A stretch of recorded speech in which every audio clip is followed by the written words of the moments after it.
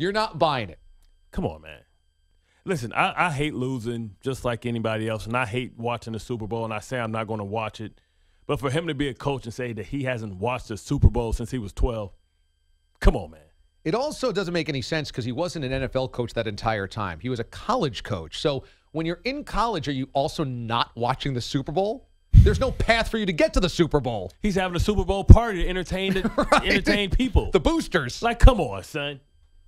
Come on. You can't trust a man to eat bologna. Okay, so It's like boiled pig ears and tails. we asked the staff here on the show yesterday, who is the second best coach of the NFL? Mraz had argued Doug Marrone. I said it's way too early for that. Come on, man. No. But everybody has a flaw. Every secondary coach outside of Belichick. So who's your second best coach of the NFL? Second best coach. Is it Zimmer? I would say Andy Reid. Andy Reid? Okay, he was a possibility. Tomlin?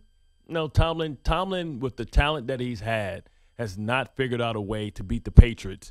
And no matter what he does, that defense always falters against the Patriots. He hasn't come up with a game plan. The offense has been able to be effective, but that defense, I mean, it's like when you see the Patriots versus the Steelers, you know that they're going to lose. You just don't know about how much. Right, what's the score? Yeah, but they're going to lose. And the fact that he hasn't been able, and he's a defensive-minded coach. He's a defensive coach.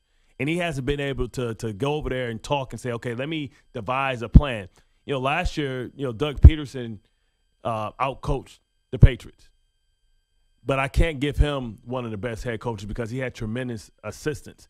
So we'll see more about what Doug Peterson is this year opposed to last year. I'm glad you brought up Andy Reid because his offense looked phenomenal on Sunday again. Phenomenal. Yeah, okay? They always start fast.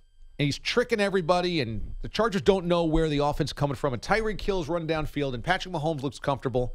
So why does Andy Reid's offense look amazing in September and then putrid in January? Because health. Health has been a big key. Kelsey's always banged up. You think about the offensive line hasn't been healthy. And what happens is whenever you have a new philosophy, at a certain point, everybody catches up because now it's game film out there on you, and they make the adjustments. Remember last year how they were attacking the edges and the corners on the Patriots, and then they couldn't do it again.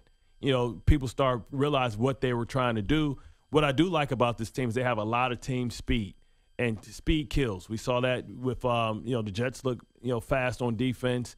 We saw who else looked pretty fast and athletic. The Rams look fast and athletic at the skill Nobody looks position. faster than Tyreek Hill, though. Yeah, that's what I'm saying. My God, like he's like joystick. He's like everybody's on X, but he's like Bo Jackson on Tecmo Bowl. Yeah, and he just runs by everybody.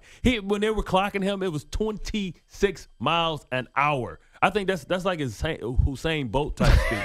No, I'm serious. When they do the 26. I've seen 24. I've never seen 26, and it looked like he was striding. I'm like, come on, son. I like how you called him Hussein Bolt. Yeah, Hussein. Or should I say Usain? Yeah, Hussein. Hey, Usain. Come on, man, Hussein. Listen, who? I'm going Hussein.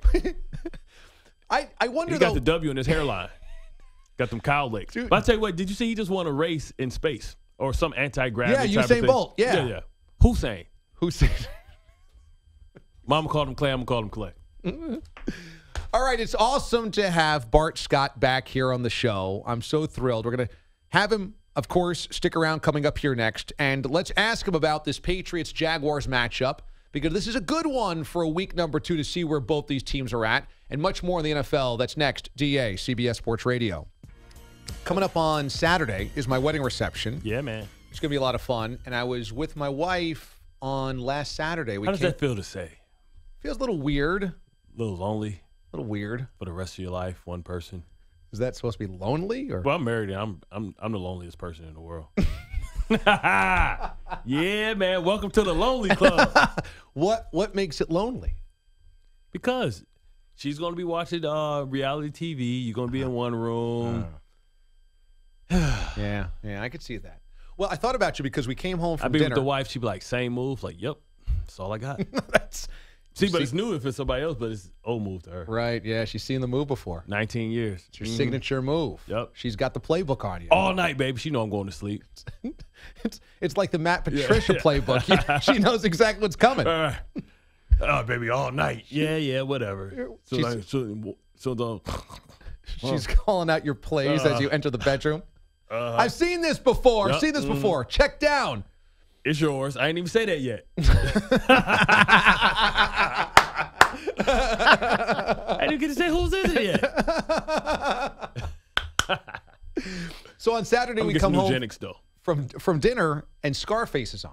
And I know you love Scarface. Yeah, man. And so I'm flipping through. I go, boy, I would love to watch Scarface. But I know that's not really a chick flick. See? So I stop on it and I'm like, well, let's see. Let's just see. And luckily it wasn't one of the scenes where there's total death and destruction and blood everywhere. It was where they're waiting outside his mom's house, trying to go inside to see the daughter. And she's like, this is pretty good. Let's keep this on. I was like, all right, nice. She's a keeper. Final 2 hours, she was a warrior. She couldn't turn it off. She loved it. And I was My like, wife loves Scarface. You want to know why? The fashion. See, she's looking at what is it, Michelle Pfeiffer? Yeah. She's looking at all her furs, her dresses, because all that stuff is coming back. So she's getting ideas. She about to spend your money.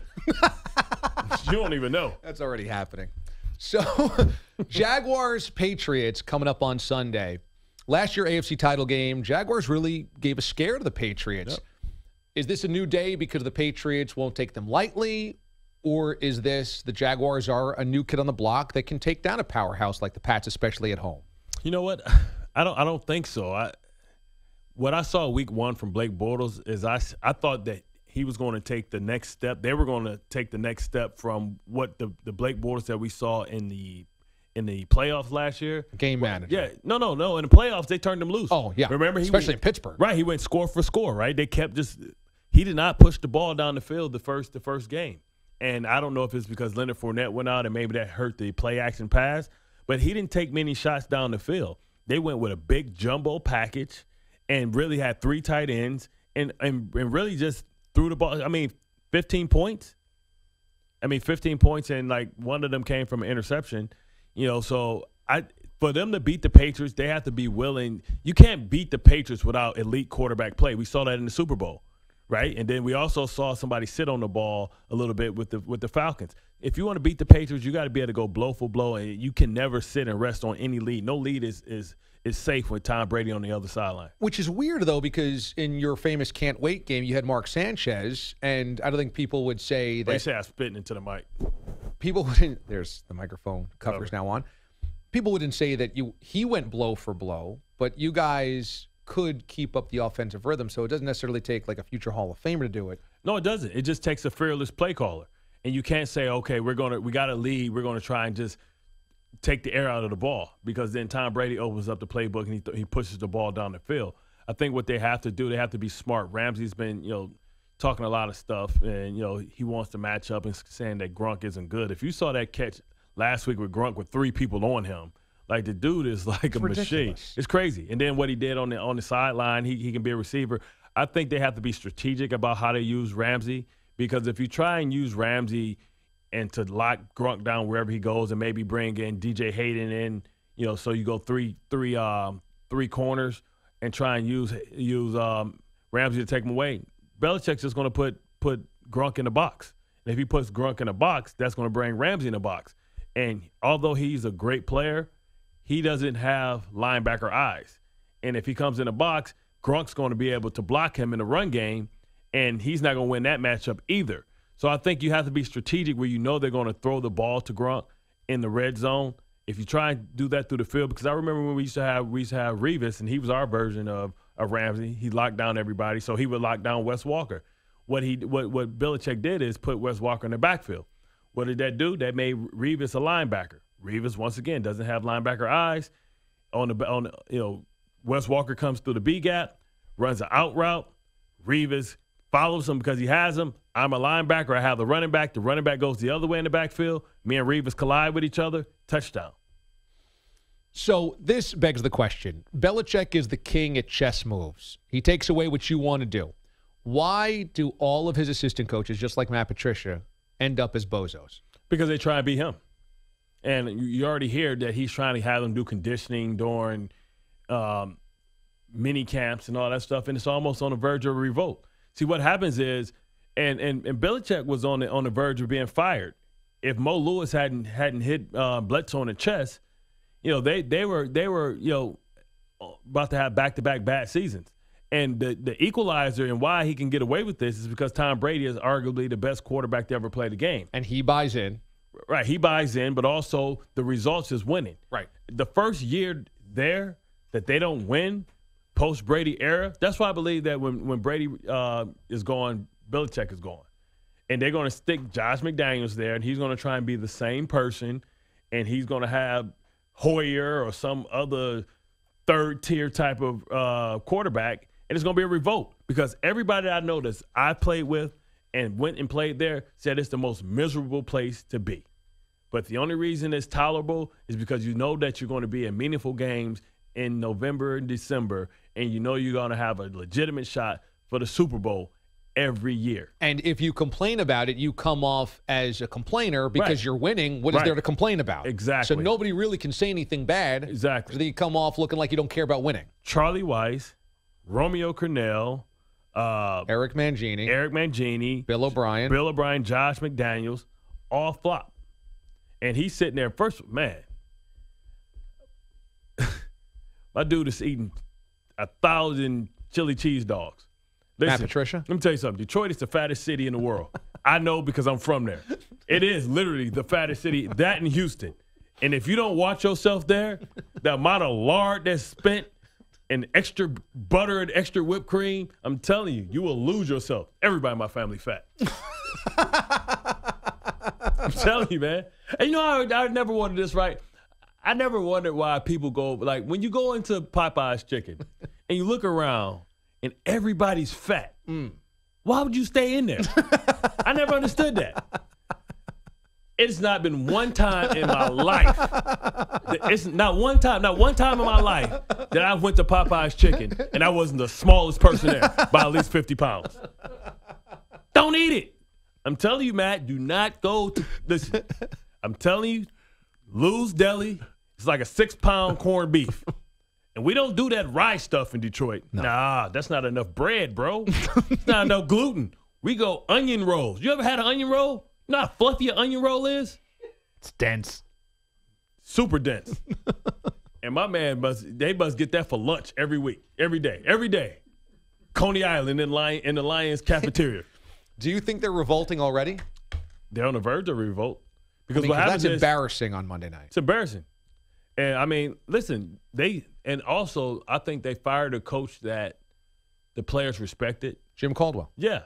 A coach that had won in this league, a coach that was respected, and a coach that had a great demeanor. Listen, the fact that Patricia was on the sideline and you couldn't even see anybody else in the camera picture means to me that he wasn't communicating with anybody, meaning that he wasn't connecting with anybody. He wasn't reaching out to guys. He wasn't encouraging anybody. All he was sitting there doing was biting his lip with this pencil. And that's not what a head coach does. Is it alarming that the Jets say they had the signals, or is that not that big a deal? I don't think they had the signals. I mean, come on, Jim Bob Cooter's been there. I think what they had was great film study, understanding out of certain formations what teams do. And the reason why I think maybe Bates caught them off guard is because he's new. And whenever somebody's new, you don't know what they do until like week 5 when you get a nice binder and you get the statistics that can bear themselves out. So I think eventually people start to figure out what people – that's why you see young quarterbacks, they always come out on fire and then they struggle in the middle of the season because people adjust to what they're doing and the concepts in which they run. But, you know, I don't think they – you know, and I talked to Jamal Adams, and he pretty much confirmed what I thought, that they just understood the tendencies and the formations in which they like to run certain plays out of. There's Weekend Bart and Weekday Bart. We get Weekday Bart. Oh, yeah. Bart Scott and D.A. only on CBS Sports Radio. I love voice guys saying, oh, yeah. You get Popeye Chicken Bart and Hussein Bolt Bart. Now, Hussein. Bart Scott joining us weekly here on the DA show for the NFL season. What a great surprise today. We just saw John Gruden kind of putting some blame at his quarterback, Derek Carr. Blaming everybody. What's your early read on the Gruden Raiders? It's always tough to be gone for a long time and come back with your own set ways. And I remember talking to Amy Trash and Trask, and we're saying that he has a lot of relationships that he has to mend there, because it was people that didn't particularly get along with him when he left the first time. Oh, interesting. And now that's coming back, and now it looks like he's trying to throw Reggie McKenzie under the bus. Totally. He said we're not getting nothing from our draft of the last 3 years, which were all Reggie McKenzie's draft. Exactly. That's disrespectful. You better stop. Reggie a thug. You put him in the corner and put them paws on him. He from the D. Don't be playing. You're going to put that Popeye chicken belly on you. And from what I gathered, I don't know, I'm not that smart, but didn't Reggie McKenzie draft Khalil Mack and draft Derek Carr? Yep. So, I mean, calling out Reggie Amari McKenzie's Cooper. drafting, and Amari Cooper, that seems like a road you don't want to take. Yeah, exactly. But, we know that it's a man crush there between the owner and John Gruden. He's there for 10 years.